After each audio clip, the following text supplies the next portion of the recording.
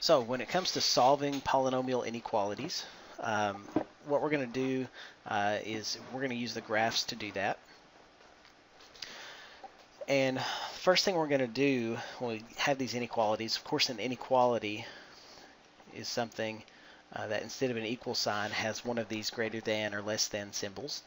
So that's how we know we're working with an inequality. And the idea behind what we're going to do is we're going to first set up our inequality so that we have a 0 on the right side. So whatever that inequality symbol is, it doesn't matter. We're always going to set it up so that the 0 is on the right side. Okay. And then from there, what we're going to do is we're going to graph the right-hand side. I'm sorry, graph the, you need to know left and right. Graph the left-hand side. Okay. And so we've already started that on this next example here. So so I've already graphed this. Notice I've got 0, 0 on the right. So that's good. And then I'm going to graph this piece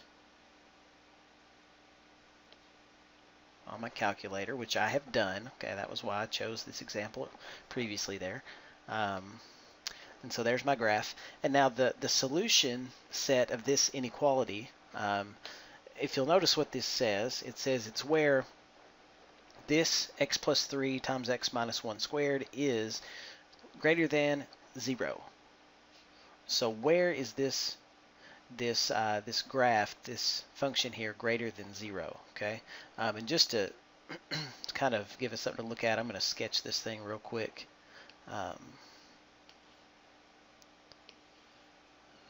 Our function has, we know from our calculator, we said there's an x-intercept at -3, and there's an x-intercept at +1.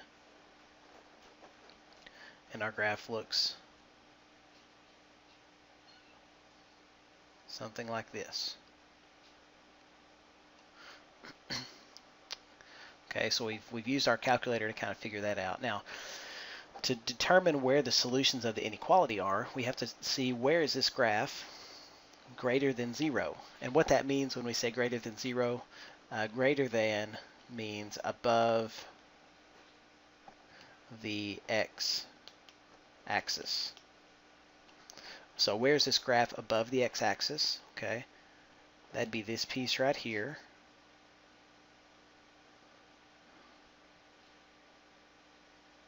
And also this piece right here.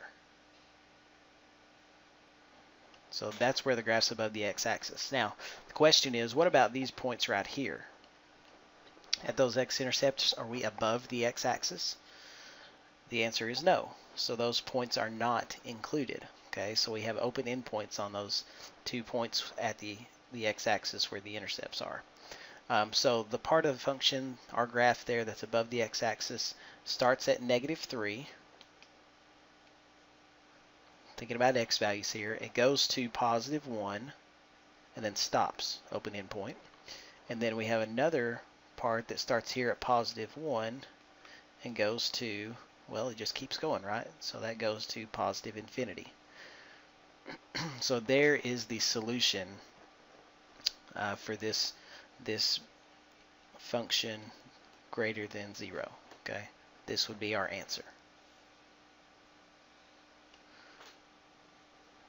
Okay, now the question is, and we're done with that one. That's our answer for these x values in this intervals, or these intervals -3 to 1 and 1 to infinity. Those x values plugged in here would give a result greater than 0. So that's what we're answering there. Now, just for the sake of illustration, let's say we had this same. Let me see if I can.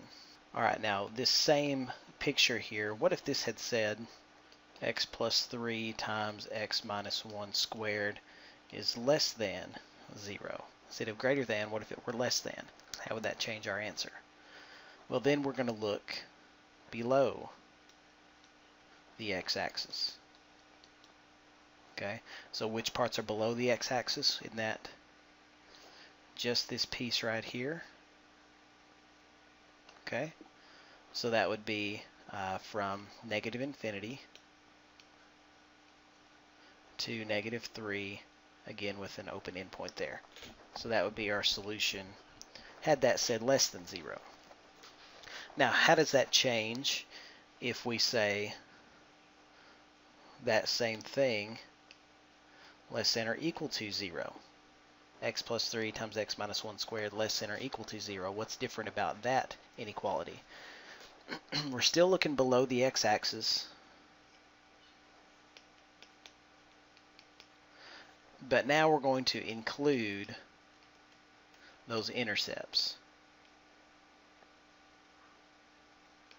Okay, so in other words, we're still looking at this piece right here below the x-axis, but now we're going to include that point at negative 3. So that just looks like this.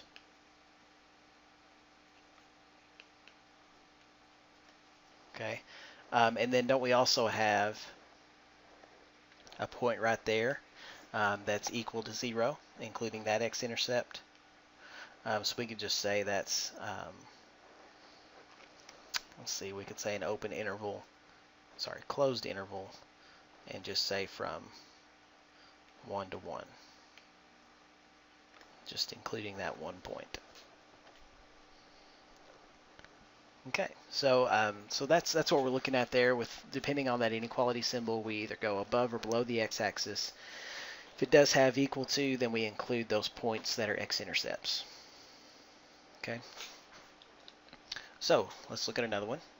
X to the 4th less than or equal to 4x squared. Now the first thing we need is, if you remember, this needs to say less than or equal to 0, right?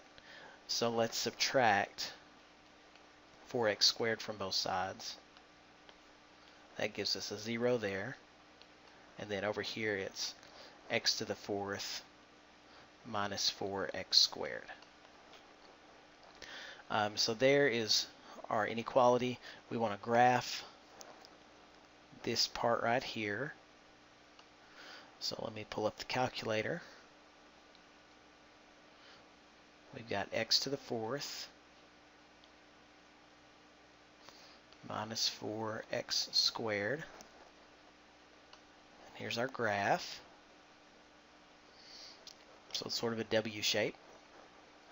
And the question we need to figure out from this graph is, first, where are the x-intercepts? Okay, and so we can either use the second trace to calculate the zeros like we did earlier, and go like, say for this left one, go to the left of it, and then to the right of it, and then hit enter. Okay, there's one at negative 2. Looks like we have a 0 at 0. Another way you can check this, if you think you know where a 0 is, you can just type in your 0 value. So I type in a 0 there for x equals 0. Notice in the bottom corner I'm inputting an x value when I just type a number in. And if I hit enter, it will jump to that x value 0 on the graph. And you can see we do have a y value 0. Okay, so that tells us we have another 0 there at x equals 0.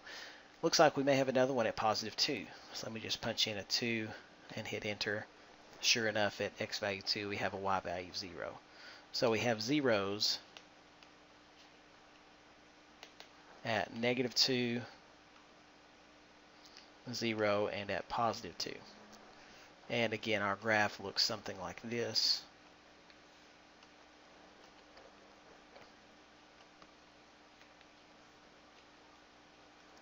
It's like this W shape.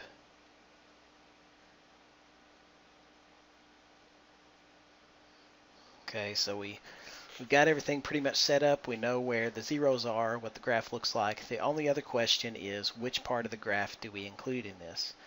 And if we'll look right here, less than or equal to means we're below the x-axis, and we include x-intercepts. Okay, so what part of the graph are we looking at then? We're going to include the x-intercepts. That's these 3 points. And then below the x-axis, be all this part. So what's the interval then that part covers? It starts here at an x value of -2, including that intercept, and goes all the way to +2. It's not broken up at any point along the way. So from -2 to +2, including both intercepts, is our solution.